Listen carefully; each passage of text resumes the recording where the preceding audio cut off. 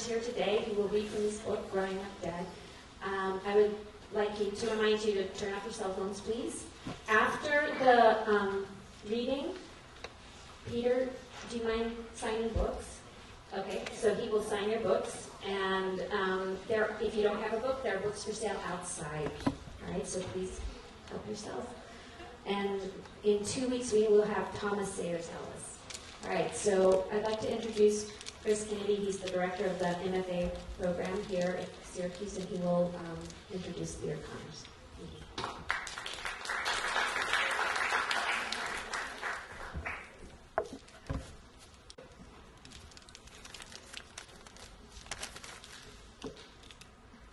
How's everybody doing tonight?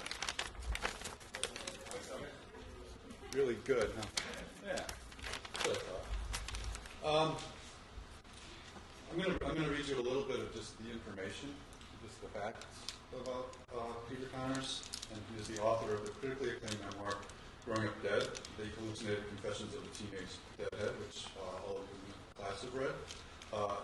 He's also the author of the forthcoming White Man Society, the psychedelic partnership of Timothy Leary and Allen Ginsberg, which will be published by City Lights Books, which is a very famous bookstore / press in San Francisco, and a good press to be publishing that book for sure.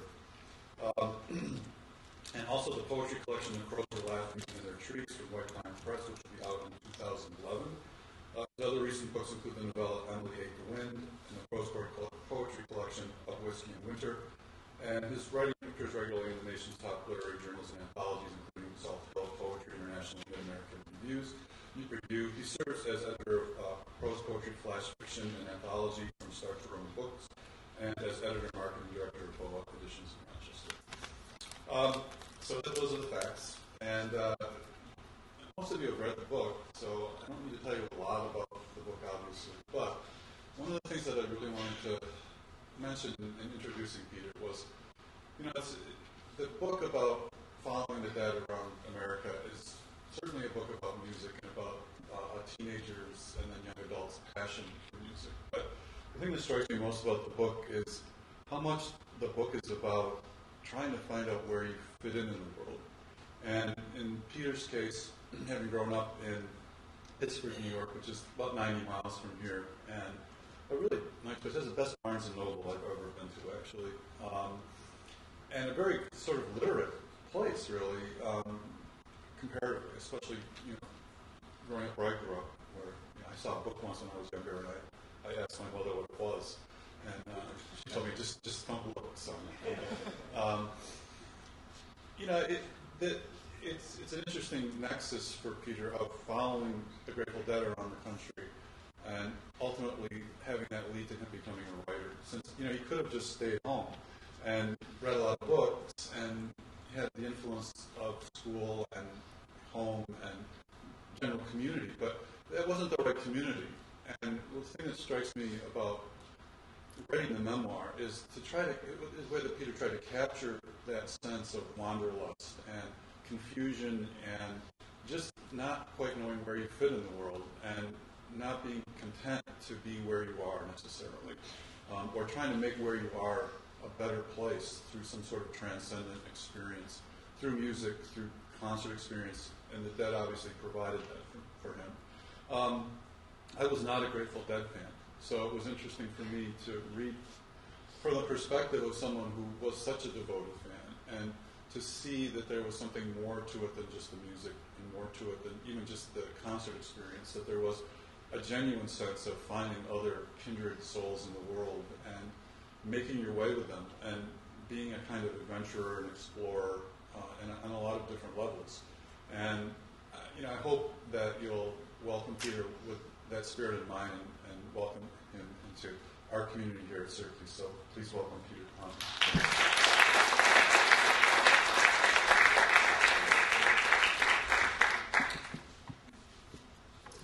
Thank you very much for having me.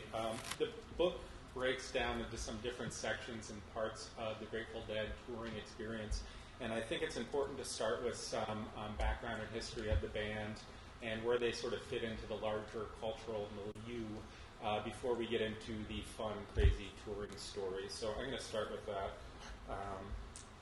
This is from the introduction section, which I also call tuning up. The Grateful Dead were famous for tuning for long periods of time before a song started. And a lot of times they would be tuning, and then it would be like 5 minutes later, and you'd realize you were actually into the song.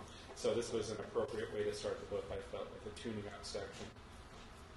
One common reaction I received when I told people I was writing a book about being a Deadhead was essentially, aren't Deadheads just a bunch of middle-class white kids? This reaction was usually coupled with a disdain for what the observer considered Deadhead phoniness. Why would a bunch of middle-class white kids want to act poor, an actual quote, and scrounge around the country in crappy cars and even crappier clothes? This response is only natural. We all, myself included, love stories about people who overcome economic, physical, or mental challenges to better themselves, to overcome, to make it big, succeed, and get ahead. And in these people's eyes, Deadheads do none of those things. If anything, Deadheads take the natural advantages they are born with in this culture, skin color, wealth, education, etc., and spit on them. Or worse, ignore them completely. These observations are echoed by sociologist Rebecca G. Adams, who says, "The cultural mainstream applies a tribal stigma to Deadheads because they do not appear to be what they should be." As I encountered these biases more and more, it became obvious to me that Deadhead haters, and there are plenty of them, often saw Deadheads' motives as a rejection of core value systems, which of course quickly translates to a perceived rejection of the individual's value system, and in turn a rejection of that person. As Adams pointed out, stigma against Deadheads is particularly strong because membership is voluntary. This is another quote from her.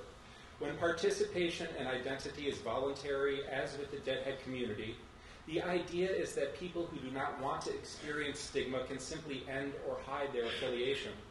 It is thus fair to expect that the stigma assigned to Deadheads who choose to make their membership in the community known to others is relatively potent.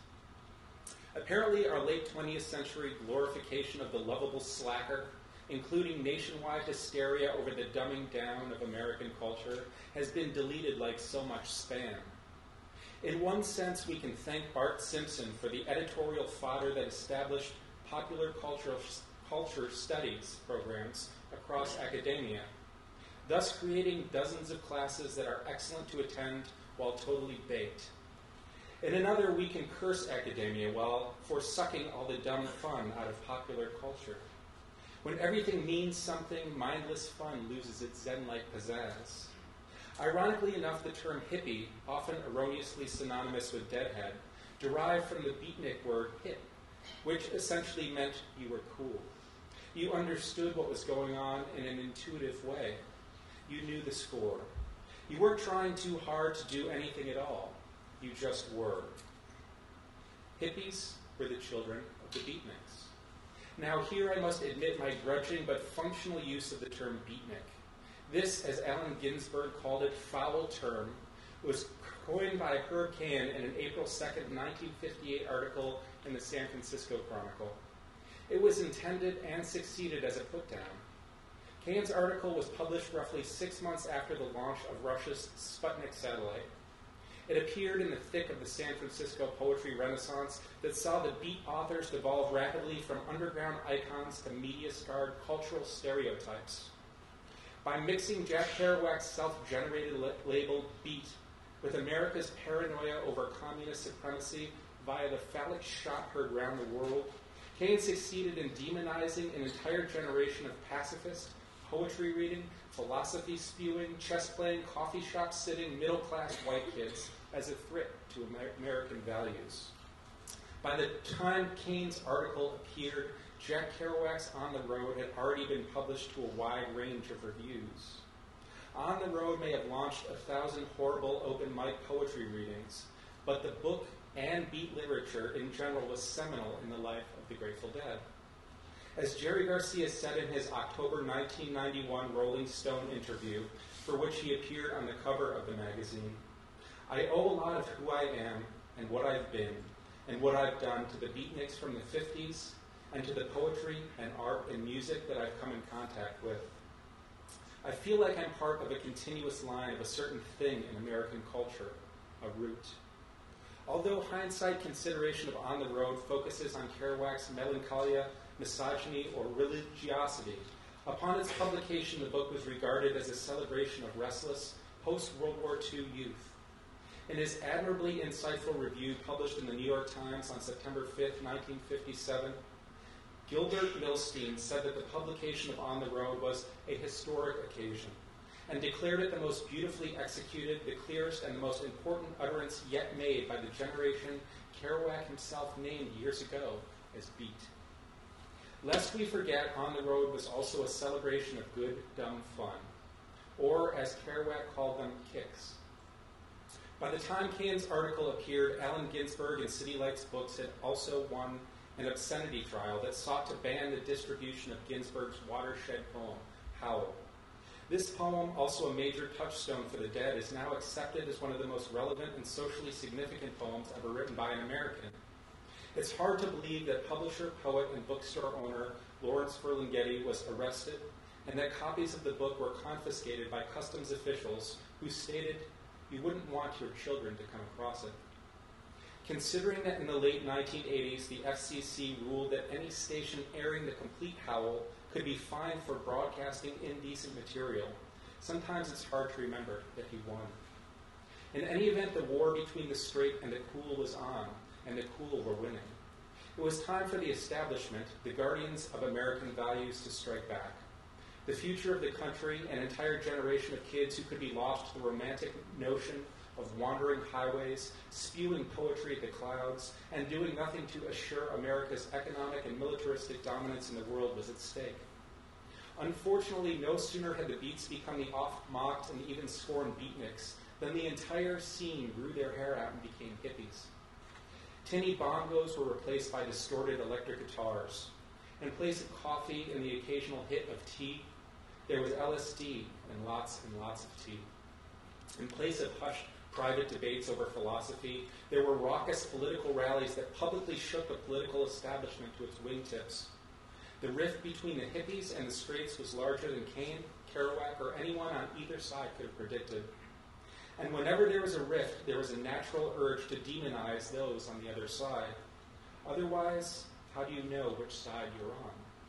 So to all the Deadhead haters out there who sneer, aren't Deadheads just a bunch of middle-class white kids? My answer is yes. That sums up a fair portion of the crowd, but so what? Deadheads aren't just hippies or beats, but just like many of the hippies and beats who have stood up for all the ideals that we claim as defining American characteristics, freedom of religion, expression, civil rights, women's rights, and the celebration of individuality at all its levels. Yes, many Deadheads are middle class, acknowledging a huge economic range within that term as well, white kids. But not all Deadheads are alike. In fact, not all Deadheads are cool. Actually, many are pretty uptight. And in the case of Al Gore, some Deadheads are simultaneously cool and uptight.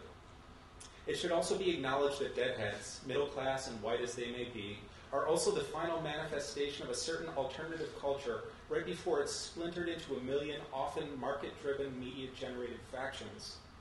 Deadheads are the last bastions of the old guard American resistance to consumer culture and all that it entails. At a certain point, Madison Avenue recognized that the war between straight and cool could be repackaged as a generation gap with a capital G and sold back to kids who never realized it already belonged to them. Yet somehow marketers outside the Dead community have never quite figured out how to co-opt Deadhead culture.